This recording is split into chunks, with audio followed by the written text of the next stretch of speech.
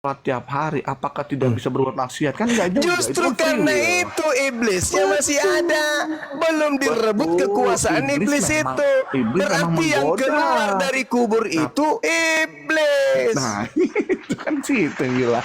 Loh, tadi kamu mengatakan kerajaan maut, kunci maut diambil Yesus.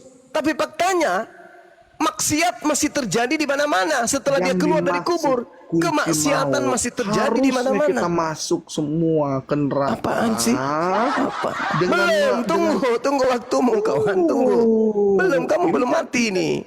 Ini kan udah membuatkan statement bahwa Yesus itu keluar itu iblis, betul ya?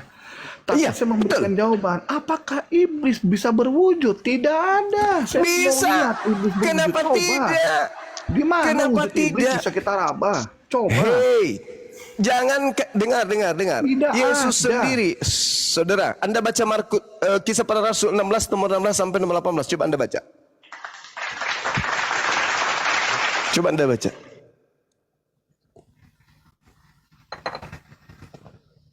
Baca Kisah Para Rasul 16 nomor 16 sampai nomor 18. Silakan. Oke, sebentar. Ambil Bible, Iya. sebentar, sabar. Silakan. Kisah Rasul berapa? 16 nomor 16 sampai nomor 18. Kesimpulan saya yang berbicara di dalam Wahyu 1 nomor 17 18 itu adalah iblis. Itu kesimpulan saya. Sekarang Anda bantah, apakah Yesus kerajaannya di dunia ini atau kerajaannya di surga? Ketika saudara Kristen ditanya, mana kerajaannya Yesus di bumi ini? Kerajaan Daud mana ada? Apa kata orang Kristen? Kerajaannya bukan di dunia ini. Kerajaannya itu di surga. Tapi keluar dari kubur, kerajaannya di bumi ini. Yaitu kerajaan maut. Jadi siapa yang punya kerajaan maut itu? Yesus rupanya. Yesus iblis rupanya. Ayo kawan.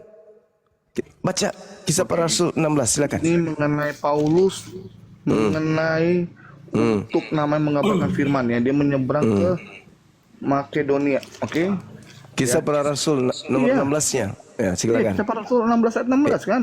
Iya, Paulus silakan ke Anda baca. Filipi. Oke, yang dimaksud di sini apa maksudnya? Ya, silakan Anda bacakan. Oke. Ayat 16. Yes. Pada suatu ketika kami pergi ke tempat sembahyang itu, ya, kami bertemu seorang hamba perempuan yang mempunyai roh tenun. Tenung. Iya. Dengan ketenungannya dan tuan-tuannya memperoleh penghasilan besar. Oke? Ya. Dia mengikuti Paulus ya, dan kami dari belakang sambil berseru. Katanya orang-orang ini adalah hamba Allah yang Maha Tinggi. Terus maksudnya? Orang-orang Mereka- ini alias Paulus ini adalah hamba Tuhan yang Maha Tinggi. Mereka memberitakan kepadamu jalan kepada keselamatan. Pertanyaan saya, ini yang berteriak seperti itu siapa? Ya, yang mengikuti dia, Siapa itu? yang ada di dalam situ. Siapa itu? Ya di sini orang-orang perempuan yang hamba perempuan yang berseru pada dia. Yang kerasukan apa? Iya. Kerasukan apa? Kerasukan Ada iblis. roh tenun. Kerasukan iblis. Ya, terus Seorang kerasukan iblis bisa teriak, orang ini adalah hamba Allah yang Maha Tinggi. Mereka memberitakan kepadamu jalan kepada keselamatan. Hal itu dilakukannya beberapa hari, tetapi Paulus tidak tahan lagi akan gangguan itu. Ia berpaling kepada roh jahat itu, demi nama Yesus Kristus aku menyuruh engkau keluar dari perempuan ini. Seketika juga iblis itu keluar. Coba. Iblis bisa Luar biasa masuk ke nggak? dalam tubuh manusia dulu. dan iblisnya bisa berbicara melalui jasad Dengar tersebut. dulu. Jadi yang Dia berbicara mengusir kepadaku roh-roh telah diberi jahat. kuasa baik di langit dan di bumi. Itu siapa? Iblis.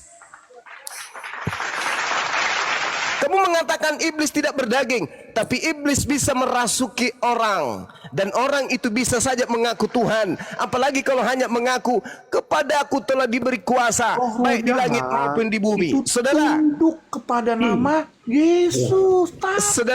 saudara, Jangan Begitu takut, diusir aku adalah dalam yang nama awal dan yang Yesus, akhir. keluar. Jangan takut, aku dia. adalah awal dan yang akhir dan Baca yang hidup. coba. Aku telah mati, namun lihat aku hidup sampai selama-lamanya. Dan aku memegang segala kunci maut dan kerajaan maut. Gitu loh. Itu bukan Yesus anak Maria. Itu adalah iblis kemudian yang muncul ngaku-ngaku sebagai Yesus. Bukan begitu. Baca di situ tadi udah dibaca.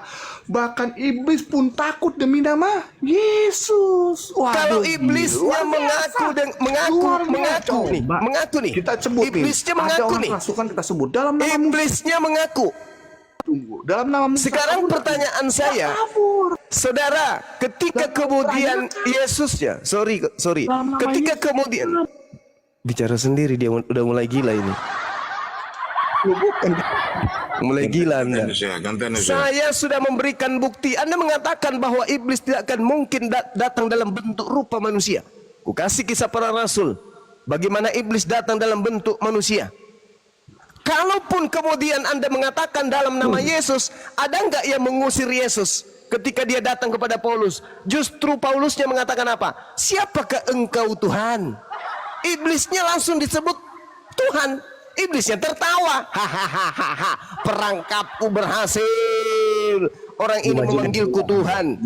Itu dalil, Bung. Dalam kitabmu itu dalil. Itu dalil. Jadi di dalam kitabmu sendiri, Yohanes 18 nomor 36, kerajaanku bukan dari dunia ini. Berarti kerajaan Yesus bukan kerajaan maut. Kerajaan surgawi. Kerajaan surgawi. Sedangkan kerajaan maut milik siapa? Kerajaan maut milik siapa? Ayo jujur. Ya, kerajaan maut itu milik siapa? Oke, sejauh ini ya. Ya, Kerajaan maut. Nanti gantian. Kalau mau berdebat gantian, ya udah, gantian. gantian. Jangan kau terus. kerajaan maut milik siapa? Turun. Jangan diturunin. Gini, kerajaan maut itu adalah sudah menjadi kekuasaan Yesus. Setelah dia keluar dari kubur kan? Setuju? Ah, bagus. Inilah yang kalian anggap Yesus. Iblisnya datang mengaku Yesus, paman. Sang penguasa maut yang kamu sembah itu adalah sang penguasa maut. Penguasa maut itu adalah iblis. Mana ada iblis bisa mati dan bangkit? Mana ada iblis bisa bangkit? Astagfirullahaladzim, ya Allah ya Karim. Iblis bisa merasuki siapa saja. La haula wala quwata illa billah. Udah salah nih. Yang keluar dari kubur itu bukan Yesus. Itu adalah tanda bagi angkatan jahat. Yesusnya mengatakan itu dalam Matius 12. Angkatan jahat ini minta satu tanda. Dan tidak akan diberikan satu tanda kecuali bangkit pada hari ketiga. Gini. Tidak ada sejarahnya iblis bisa membangkitkan orang mati. Satu. Hanya Yesus beda yang itu. Bukan begini. Kan situ kan bilang seakan-akan Yesus ini kerasukan roh iblis. Betul ya? Bukan seakan-akan. Bukan Bukan seakan-akan. Yang masuk ke dalam kubur itu satu hal. Bukan Yesus anak Maria. Yang digantung di pohon itu bukan Yesus anak Maria. Bukan. Lah terus? Itu dulu yang perlu Anda pahami. Lah terus siapa dong? Yang mati digantung di atas salib itu orang terkutuk, betul? Gini. Betul. Dari situ aja dulu salah Anda. Yang digantung di pohon ini orang terkutuk, betul? Begini. Begini Secara nasib. versi manusia, Golgota itu adalah tempat orang yang terkutuk, betul. Orang yang berdosa. Orang Yesus yang bersalah. dikutuk gak sama Tuhan? Tidak ada dikutuk. Alhamdulillahirrabbilalamin. Berarti yang dikutuk di atas pohon ini siapa? Yesus mati buat menyerahkan diri untuk umat manusia. Gitu. Itu konsep Itu yang konteks. muncul atas bisikan makhluk yang keluar dari kubur, Cahayu. Allah. Yesus orang suci dia hamba suci. Mustahil dia dikutuk oleh Tuhan. Apa alasannya Tuhan mengutuk Yesus? Gini, kalau situ bilang Yesus mustahil melakukan hal itu, mustahil juga Yesus datang ke dunia buat apa? Nggak ada Loh, kok gunanya buat mustahil? main-main ke dunia. Ngapain? Nggak ada tujuannya. Kok larinya ke situ? Kok larinya ke situ? Visi misi buat Begitu besar begitu besar kasih karunia Tuhan akan diri ini sehingga dia menganugerahkan anaknya. Bagaimana caranya manusia Supaya lepas orang-orang dari Yahudi, dosa? supaya orang Yahudi kembali kepada hukum Dikorbankanlah. Tuhan. Dulu Korban kita Tuhan. masih pakai korban sembelihan, maka dengan kuasa darahnya kita ditebus. Ini sudah luar masuk biasa, ajaran teman-teman. setan Udah mulai nih. percaya nih. Udah mulai Ini percaya sudah nih. masuk ajaran setan ini. Udah mulai ajaran setan Waduh. maksudnya. Besok udah mau Di dibaptis mana kalau saya lihat Tuhannya nih. Yahudi kemudian minta persembahan darah manusia? Ayo. Di mana? Di mana Tuhannya Yahudi minta persembahan darah manusia? Mulai ketahuan kan? Ketahuan yang minta persembahan darah manusia itu hanya iblis. Tidak pernah Tuhannya ini Yahudi salah minta. lagi. Kok salah lagi? Tidak ada. Di mana? Memang Tuhan Allah minta sembelihan itu manusia. Tapi jangan salah. Pada saat Abraham akan mempersembahkan anaknya Ishak itu diuji, Bos. Nah, terus diganti pakai darah apa? Agak nyembahin loh. Diganti pakai darah apa? Darah manusia atau darah hewan? Darah domba. Kenapa? Karena Yesus Darah kepada domba. Tuhan Allah sedalam enggak? Hatinya darah tulus apa domba. tidak? Yesus Oke. ini domba Betul, enggak? Setuju. Yesus domba atau manusia? Saking penginnya iblis ini menyesatkan, manusia pun dibilangnya anak domba. Coba bayangkan itu. Kenapa ada istilah anak domba? Karena kalian menginginkan Yesus jadi korban. Bukan. Lalu apa dong? Ini kita nih Lalu apa dong? lebarnya panjang gitu. Jadi bisa bikin konteks mana yang mau kita bahas dulu gitu ya. Ya makanya aku bilang kan iblis. dari awal memang sudah salah, Bung. Dari awal memang sudah salah. Kalian mengimani yang mati di atas salib itu adalah Yesus. Dari situ aja udah salah. Yang mati di atas tiang salib itu adalah makhluk terkutuk. Itulah nanti yang akan keluar dari kubur dan menjadi Tuhan orang-orang kafir. Tidak ada begitu. Tidak mungkin, saudara. Coba Anda tanya Yesus. Yesus, ya paman, yang ingin membunuhmu itu anak-anak setan atau bukan? Anak-anak setan. Berarti yang membunuh Yesus, yang bertujuan ingin membunuh Yesus, itu adalah suruhan-suruhan iblis. Berhasil nggak iblis membunuh Yesus? Tidak. Sekarang saya pengen tanya. Ini kan konteks. Jadi yang mati di atas salib itu bukan Yesus, tapi orang yang Terus siapa dikutuk dong? Tuhan. Aduh kasihan. Masa dikutuk sih? Yes, Anda baca Galatia 3 nomor 13. Kristus telah menembus Kristen dari kutuk hukum Taurat dengan jalan menjadi kutuk. Sebab ada tertulis, terkutuklah dia yang mati digantung di atas salib. Ayo. Di mana tertulis? Ulangan 21 nomor 22 sampai 23. Ternyata yang digantung di tiang salib itu adalah orang yang dikutuk oleh Tuhan. Pertanyaannya, ada hal apa, dosa apa, kesalahan apa yang telah Yesus perbuat sampai Tuhan tega mengutuk dirinya? Coba, apa jawaban Kristen? Ada enggak dosa yang dilakukan Yesus sampai dia dikutuk? Ada enggak? Saya jawab. Silakan. Yesus tidak ada cacat celah. Alhamdulillahirabbil alamin. Satu. Alhamdulillah. Kalau dibilang Yesus apakah dihalaukan dari kematian itu? Saya jawab tidak. Kenapa bisa? Kenapa bisa? Dengerin Apakah dulu. Tuhan tidak mampu kemudian menyelamatkan Mampu. hambanya yang suci? Karena Mampu. terlalu mampu, tapi dia juga mau memberikan keselamatan buat umat manusia. Iya. Makanya dia bilang, loh, waktu di Dengan mempersembahkan anaknya gitu. Bukit denger dulu. Kan saya udah Ya bilang, Allah ya denger dulu. Karim. Bahkan Yesus pun dalam mungkin kebatinan manusia, ini beban yang berat dan dia berdoa, Bapak kalau bisa kalau apa hilang ini apa cawan ini betul. Kenapa? Karena terlalu berat dia secara manusia. Berat. Nah, sekarang menjalani kehendak Bapak apa? Yesus dibunuh atau Yesus jangan dibunuh? Sekarang Yesus kehendak Bapa Kena. memang tujuannya untuk menebus umat manusia dari mati jatuh kayu Iya, mulai ngaco. Betul. Sekarang pertanyaan saya gini, Bang Duma. Mulai ngaco. Gampang, simple gini aja. Kalau Yesus mau dihancurkan dari kematian, itu hal kecil buat dia. Dia pencipta langit dan dunia kok. Itu dia. Siapa yang membisikkan Anda bahwa yang keluar dari kubur itu adalah pencipta langit dan bumi? Itu yang bisikkan siapa? Kok yang bisikan? Kan ada saksi hidupnya. Di mana Yesus pernah menciptakan alam semesta? Di mana? Kematiannya ada murid-muridnya. Oh, Waktu kalau itu iya. kebangkitan ada Kan udah aku bilang, saya akui ada yang bangkit dari kubur dan saya katakan itu adalah iblis. Saya akui itu. Saya akui bahwa yang keluar dari kubur itu ada, tapi iblis. Sehingga iblis ini kan mengatakan, jangankan Anda Kristen ini, Yesus aja yang punya kesaktian, sakti mandraguna aja dicoba oleh iblis, apalagi kalian orang yang tak berakal.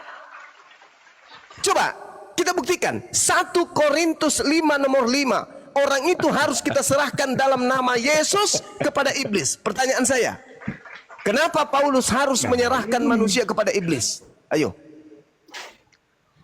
Kenapa?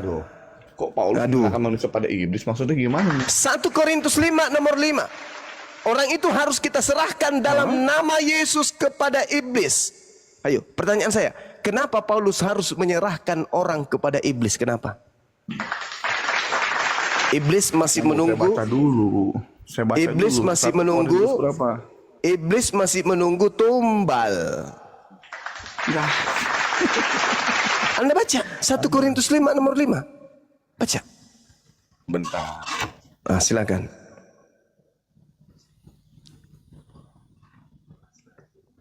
Coba. Hanya penyembah iblis yang mempersembahkan korban manusia kepada iblis. Ayo. Ada nggak Oten yang sedikit agak sakti dari saudara Yosua ini? Mana ada? Kalau ini cuman ini aja. Habis Ya lumayan lah, banyak mah ada hiburan daripada banyak mah tidur. Oh iya juga sih. Tidur. Pandai juga Bang ini. Kita usahakan Paman, kita download Paman. Ya silakan saudara Yosua. 1 Korintus 5 nomor 5. Apapun alasan yang akan Anda sampaikan, apapun tujuannya, pertanyaannya kenapa Paulus mempersembahkan manusia kepada iblis? Oke, silakan. Nih. Ya. Di konteks perikop ini dosa dalam jemaat, oke? Ya, oke. Terus Terutama dipersembahkan ke iblis. Dalam percabulan. Gini, dengerin. Ini dibilang meskipun tubuhnya itu iblis ini, tapi rohnya milik Allah. Gitu loh. Baca konteksnya coba. Berarti roh-roh ini semuanya masuk ke surga ya kan? Barang siapa tubuh aja yang masuk ke neraka gitu. Karena roh itu milik Tuhan. Maka yang masuk ke dalam neraka jasadnya, rohnya masuk surga gitu maksudnya. Waduh. Salah lagi. Sanjang.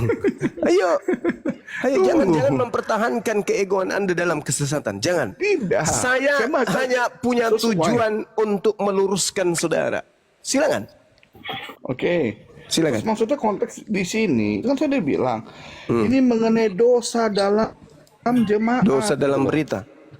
Tidak, yang menjadi pertanyaan kenapa Paulus harus mempersembahkan manusia kepada iblis? Kenapa? Kenapa harus ke iblis dipersembahkan orang ini? Kenapa? Karena Paulus sendiri itu adalah orang yang kerasukan iblis. Mana dalilnya? 2 Korintus 12 nomor 7. Paulus itu orang kerasukan setan. Baca dalilnya tuh, 2 Korintus 12 nomor 7. Dan supaya aku jangan meninggikan diri karena pernyataan-pernyataan yang luar biasa itu, maka aku diberi suatu duri di dalam dagingku, yaitu seorang utusan iblis untuk menggocok aku tuh. Paulus mengakui bahwa dalam dagingnya ada iblis.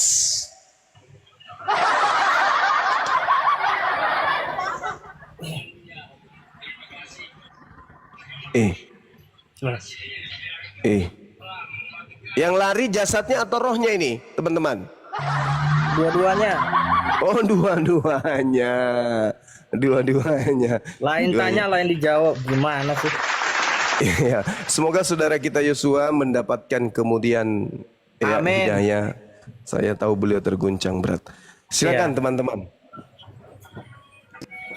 Kalau saya sih sarankan bersahabatlah dengan Bible. Bible jangan dilawan. Sebenarnya tadi sepanjang diskusi ini dia nggak melawan Banyuma, dia lawan Bible-nya sendiri. Betul banget, betul. Kalau dia nggak melawan Bible, nggak terjadi debat. Oh ya begitu ya Banyuma. Kok baru saya tahu ya? Tapi enggak, dikasih data dia lawan, dikasih data dia lawan. Gitu Jadi loh. Bang Handi, kerajaan Yesus dari mana Bang Handi? Dari itu tuh di bawah kubur. Kerajaan Yesus menurut Yesus berasal dari surga. Dari surga. Tapi Terus yang kerajaan- makhluk yang keluar dari kubur itu kerajaannya dari mana? Alam Alam maut lah si iblis Alam itu. maut. Coba. Wow. Keren. Orang berakal mana yang tidak bisa memahami ini dengan baik? Silakan Bang Andi. Ya, orang yang tidak punya akal lah. Terberhasil di doktrin agar mereka menyembah selain yang diperintahkan, yaitu membuat satu sembahan yang terkutuk di tiang salib.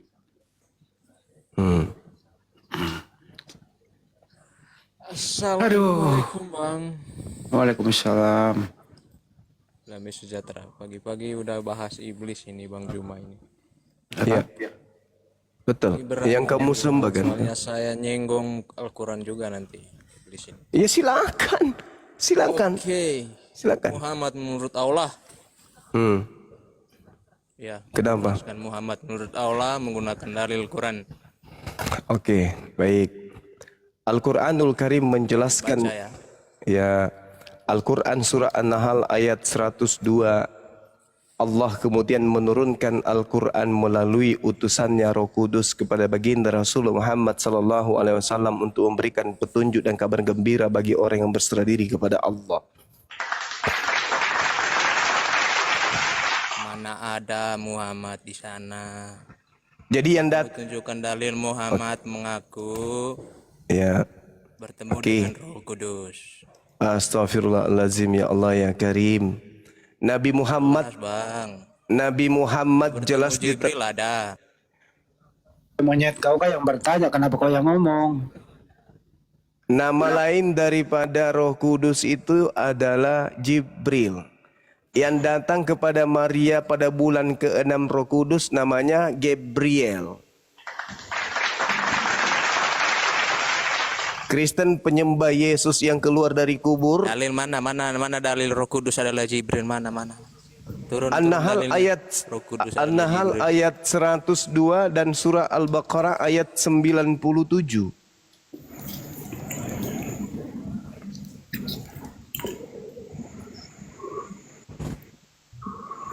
Oke? Udah terjawab ya? Nah, sekarang penguasa dunia, penguasa alam maut menurut Yesus itu siapa? Jawab.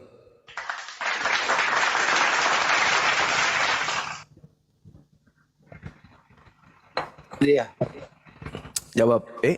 kabur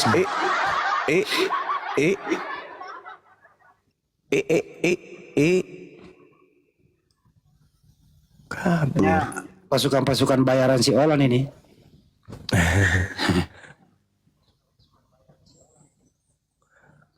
Mungkin Olannya minta duitnya kembali, tapi dia mengatakan enggak. Aku akan kalahkan Bang Suma, tengok aja.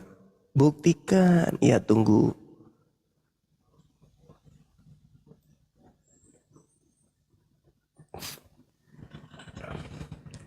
Bang Simalungun. Simalungun kan kampung ya? Iya, Simalungun Pematang Siantar.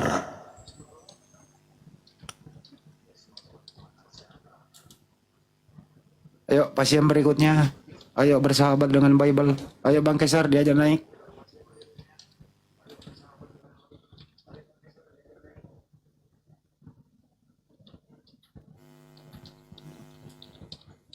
AWH, AWH.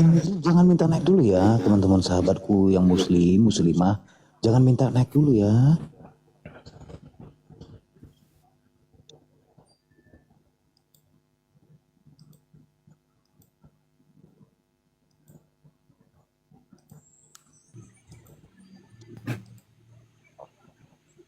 Armando.